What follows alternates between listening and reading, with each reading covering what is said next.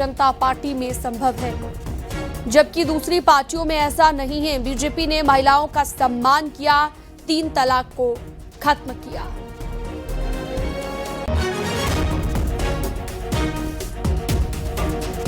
लोकतंत्र मजबूत होना चाहिए।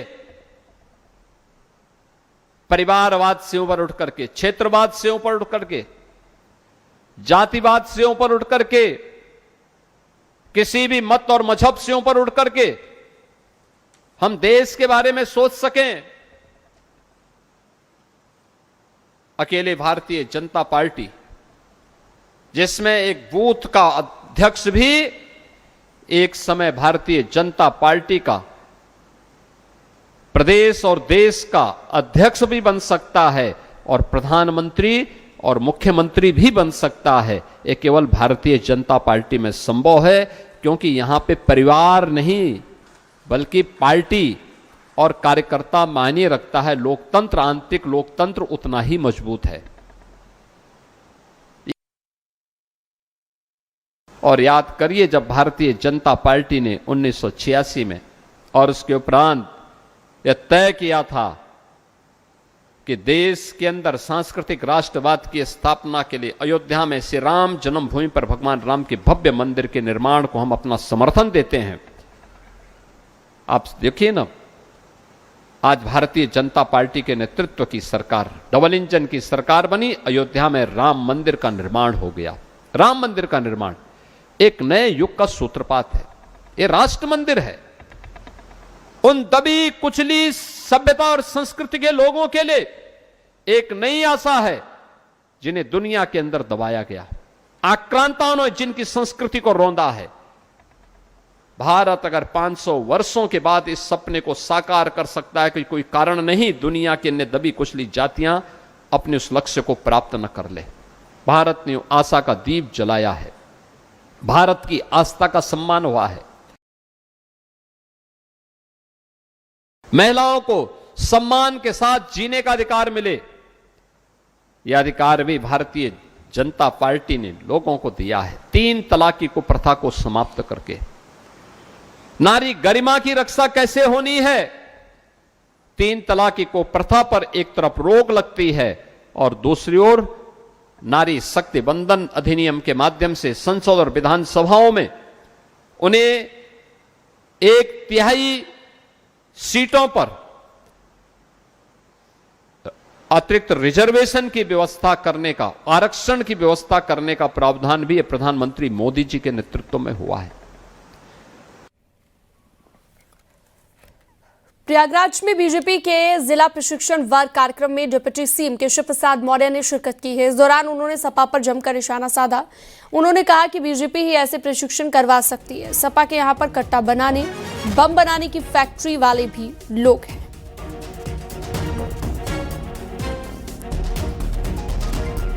उन्होंने प्रशिक्षण दे दिया है। उनके यहाँ कट्टा बनाने की फैक्ट्री, बम बनाने की फैक्ट्री, दंगा कराने की तमाम मशीनरी, उनके पास इस तरह गंदे लोग हैं।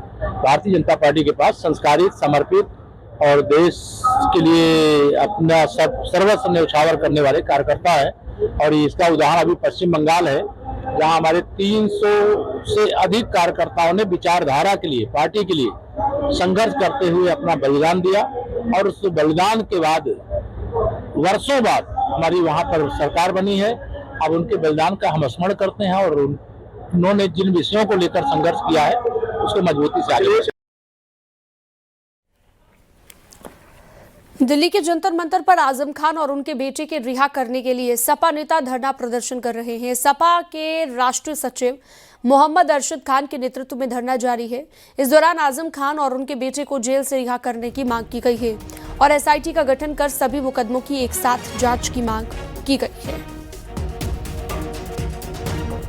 पूर्व मंत्री सपा नेता आजम खान और उनके बेटे अब्दुल्ला आजम जेल में हैं। उनकी रिहाई को लेकर आज दिल्ली के जंतर मंतर पर समाजवादी पार्टी के तमाम कार्यकर्ता यहां पे जुटे हुए हैं और इस धरना प्रदर्शन का नेतृत्व कर रहे हैं समाजवादी पार्टी के राष्ट्रीय सचिव पूर्व विधायक अरशद खान साहब। अरशद साहब, क्या मांग है आपकी आज? देखिए, हम लोग इंसाफ के लिए आए हैं। इंसाफ नहीं हो रहा है। इसलिए राष्ट्रपति महोदया को, चीफ जस्टिस ऑफ इंडिया को और माननीय प्रधानमंत्री जी को मेमोरेंडम देकर हम उनसे मांग कर रहे हैं कि हस्तक्षेप करें और जनाब मोहम्मद आजम खां, अब्दुल्ला आजम खां साहब, उनके परिवार को इंसाफ दें, जेल से रिहा कराएं और झूठे मुकदमे, सभी झूठे मुकदमे हैं, वापस लिए जाएं। हमारी मांग है कि सुप्रीम कोर्ट के जज की क़यादत में एक SIT का गठन हो और 3-4 महीने उसको टाइम दे दिया जाए ताकि सारे मुकदमों की एक साथ जांच हो जाए। यूपी में 2 दिन वर्क फ्रॉम होम पर चर्चा। श्रम विभाग की बैठक में वर्क फ्रॉम होम पर चर्चा की जा रही है और उच्च लेवल पर जब चर्चा होगी उसके बाद फैसला हो सकता है। श्रम विभाग की बैठक में लेबर डिपार्टमेंट की ये बैठक जिसमें परामर्श दिए गए हैं, दफ्तर को अलग अलग शिफ्ट करने पर मंथन किया जा रहा है। तो उत्तर प्रदेश में नौकरी करने वाले जितने भी लोग हैं उनको जल्द ही गुड न्यूज मिल सकती है योगी सरकार की तरफ से। प्रधानमंत्री नरेंद्र मोदी और मुख्यमंत्री योगी आदित्यनाथ की अपील के बाद श्रम विभाग सक्रिय हो गया है और श्रम विभाग ने बाकायदा एक बैठक की है और उस बैठक में चर्चा की गई कि उत्तर प्रदेश में जो अलग अलग उद्योग हैं और संस्थान हैं उनमें 2 दिन वर्क फ्रॉम होम की सिफारिश की जाए, इस पर चर्चा की गई है और बाकायदा एक परामर्श अलग अलग विभागों, संस्थानों और उद्यमियों को दिया गया है कि श्रम विभाग की तरफ से कि 2 दिन वर्क फ्रॉम होम पर जोर दिया जाए और कोशिश ये की जाए कि घर से काम कराया जाए और शिफ्ट वाइज ड्यूटी जो कर्मचारी हैं उनकी लगाई जाए। यानी कि उत्तर प्रदेश में जिस तरीके से लगातार मुख्यमंत्री योगी आदित्यनाथ सक्रिय हैं प्रधानमंत्री नरेंद्र मोदी की अपील के बाद, और श्रम विभाग ने भी इस संबंध में अब निर्देश जारी किए हैं।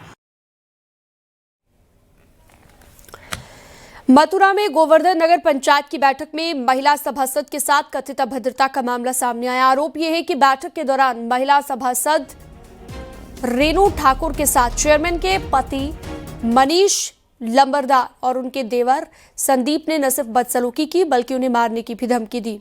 इस घटना से आहत होकर महिला सभासद रोते हुए बैठक छोड़कर बाहर निकल आई। पीड़ित सभासद ने ईओ को लिखित में शिकायत देकर आरोपियों के खिलाफ तत्काल FIR दर्ज करने की मांग उठाई है।